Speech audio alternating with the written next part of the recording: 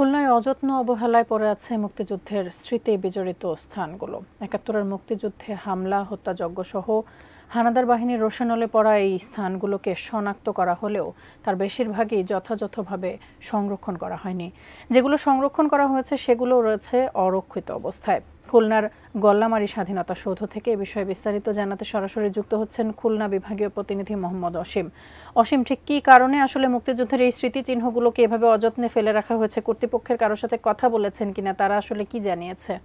তাসফিয়া, ধন্যবাদ আপনাকে। দেখুন, প্রতি বছরই আমরা স্বাধীনতা দিবস বা বিজয় দিবস আসলে আমরা কর্তৃপক্ষের সঙ্গে কথা বলি, অর্থাৎ খুলনার যে যারা দায়িত্বরত থাকে, জেলা পরিষদ, খুলনা জেলা প্রশাসন, সিটি কর্পোরেশন, সবার সঙ্গে আমরা কথা বলি। তারা যেমনটা প্রতি বছরই বলে, প্রতি বছরই তাদের বক্তব্য একই। তারা বিভিন্ন প্রকল্প নেয়, বিভিন্ন প্রকল্প নিয়ে বিভিন্ন যে স্বাধীনতার স্মৃতিচিহ্নগুলো রয়েছে সেগুলো সংরক্ষণের উদ্যোগ নেয়। তবে সেটি মাত্র মৌখিক বুলির মধ্যেই সীমাবদ্ধ থাকে, সেটি আমরা কখনো বাস্তবায়ন হতে দেখিনি। অর্থাৎ আপনাকে জানিয়ে রাখি, এই দেশের মধ্যে সর্বনিকৃষ্ট যে গণহত্যা সেটি হয়েছিল খুলনার চুকনগরে।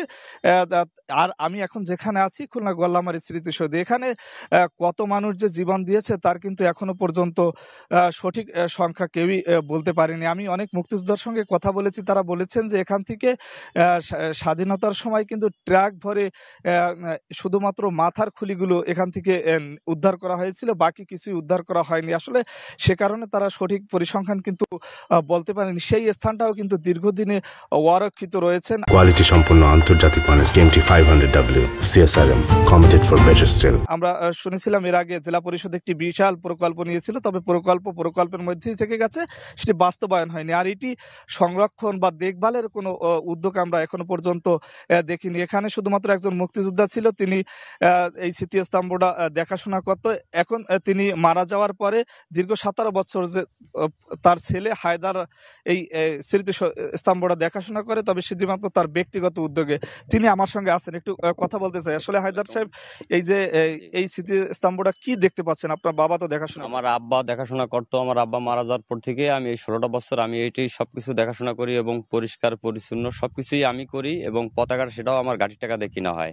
16ই ডিসেম্বর 26শে মার্চ আসলে এটা সবাই খোঁজখবর নেয়, কিন্তু এর পরে আর কেউ খোঁজখবর নেয় না। কিন্তু আমি পরিশ্রম করেই যাই, কিন্তু আমার কোনো সরকারি কোনো বেতন আদি কোনো কিছুই পাই না আমি আজ পর্যন্ত। এখন আমি সরকারের ধারে আমার একটাই চাওয়া, সেটা আমি এত বছর এটা দেখাশোনা করছি, আমার যেন সরকারিভাবে কোনো একটা চাওয়া পাওয়া থাকে আমার। ধন্যবাদ। তাসফি, আপনি শুনছিলেন যেমনটা আসলে এখানে যিনি দেখভাল করে, এই 16ই ডিসেম্বর এবং 26শে মার্চ যখন আসে তখন ঢাকঢোল পিটিয়ে একটু রং করা হয় এবং এই সাজগোজ করা হয়। তবে সাজগোজের পরে কিন্তু যে যার মতন চলে যায়। তবে সেই স্বাধীনতার যে স্মৃতিস্তম্ভ সেগুলো আর সংরক্ষণের বা যথাযথ